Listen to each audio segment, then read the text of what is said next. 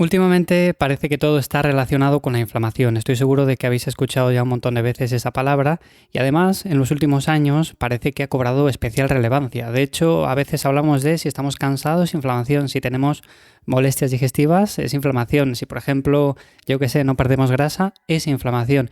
Y enseguida pues aparecen ciertos métodos o ciertas dietas milagro, por ejemplo, zumos detox, suplementos milagrosos.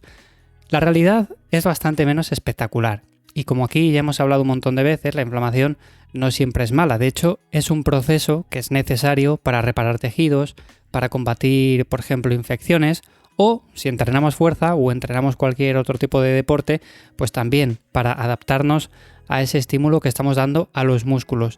Así que hoy, aquí en Café Hierros, quiero hablarte de los hábitos que realmente pueden ayudar a reducir la inflamación de bajo grado. Y no solamente esto, sino también a mejorar nuestra salud. Así que vamos a hablar de este tema, sobre todo vamos a evitar caer en soluciones mágicas que muchas veces parece que son lo que necesitamos, pero vamos a entender rápidamente cómo posiblemente algunas de las cosas más sencillas que podemos hacer en el día a día son precisamente lo que más nos va a ayudar. Café y Hierros. Una charla sobre entrenamiento, alimentación y hábitos para entender mejor tu cuerpo. Con Iván Llamazares. Únete a la comunidad y recibe la newsletter entrando en lifters.es.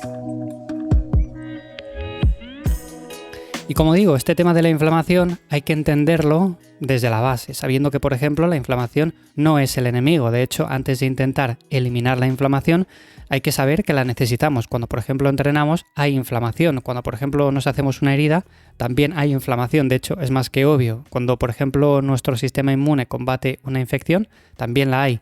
Y es una respuesta normal, es necesario.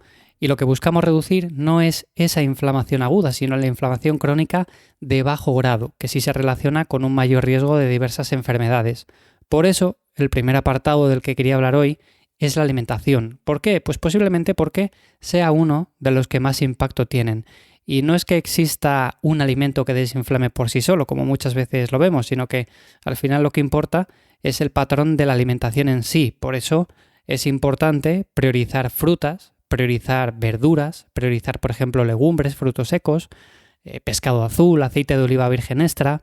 Creo que esto ya lo conocemos todos. De hecho, cuando he tratado aquí el tema de cómo debe ser una buena alimentación o en qué deberíamos de fijarnos para saber si una dieta es buena o mala, bueno, pues obviamente estos grupos de alimentos sabemos que nos aportan no solo macros, sino también micros que son de calidad. Y por eso esto va acompañado siempre de reducir el exceso de alimentos ultraprocesados, alcohol, calorías vacías, etc. Al final no estamos hablando de un único alimento, sino de un patrón alimenticio que favorece un mejor estado de salud general y por ende una menor inflamación de bajo grado. Por supuesto, sumado a esto, otra pata fundamental sería el descanso, el gran olvidado.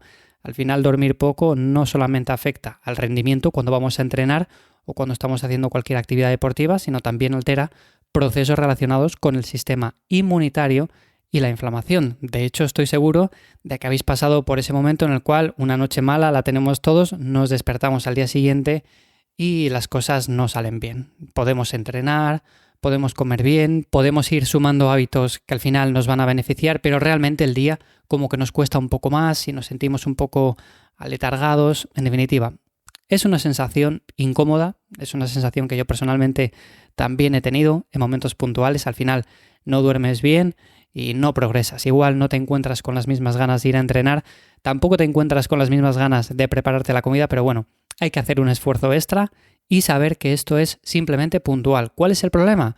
Pues que si se convierte en algo habitual, probablemente sí que tiene mucho más impacto en nuestra salud. Es decir, un día malo, una noche mala, pues al final la podemos remontar fácilmente.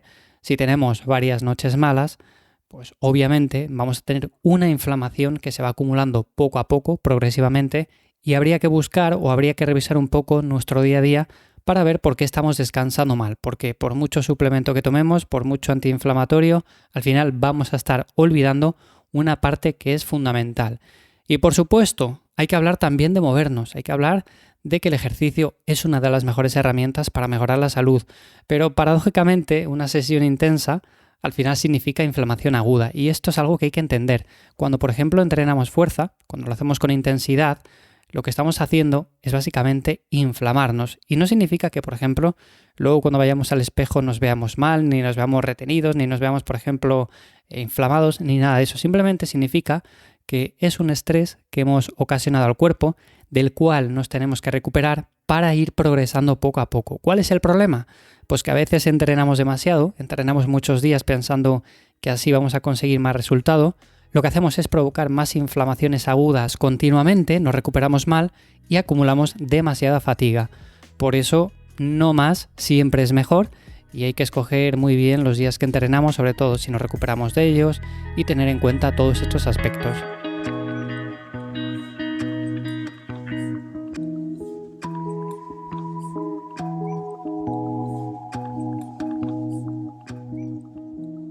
Y por último, sumado a esto, pues al final está el estrés, está por ejemplo el peso corporal. Hay muchos factores que definen la inflamación de bajo grado a la que estamos sometidos o la que somos propensos a tener. Y básicamente esto sucede porque el estrés crónico es una de las cosas que más influye y sabemos que hoy en día todos sufrimos en algún momento o en varios momentos del año de este tipo de estrés. Si lo sumamos por ejemplo a otros hábitos como el tabaquismo o el exceso de alcohol, básicamente estamos teniendo una bomba que por mucho suplemento que tomemos o por mucho hábito que implementemos y mantenemos esto, pues claramente no estamos en el camino correcto. Por eso hablar de desinflamar tomando una infusión mientras descuidamos todo lo demás es quedarse con una parte muy pequeña de la película. Y personalmente yo no buscaría alimentos milagro, no compraría por ejemplo un suplemento porque alguien dice que desinflama.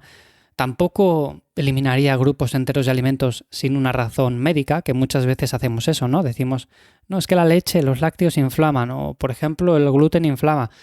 La mayoría de las veces la mejor estrategia es básicamente no añadir productos, tener un buen patrón alimenticio, mejorar hábitos básicos, movernos en el día a día, entrenar 3-4 veces a la semana con intensidad, sobre todo cuidar aspectos como el descanso. Y a partir de ahí, probablemente ya consigas tener mejor salud que el 80-90% de las personas que no hacen esto. Así que lo dicho, no necesitas un producto detox, simplemente necesitas dormir mejor, moverte con regularidad, alimentos nutritivos, gestionar el estrés y mantener estos hábitos durante mucho tiempo. Espero que te haya gustado este episodio, muchas gracias por estar ahí una semana más, por esas 5 estrellas en Spotify y en Apple Podcast, allí donde me escuches.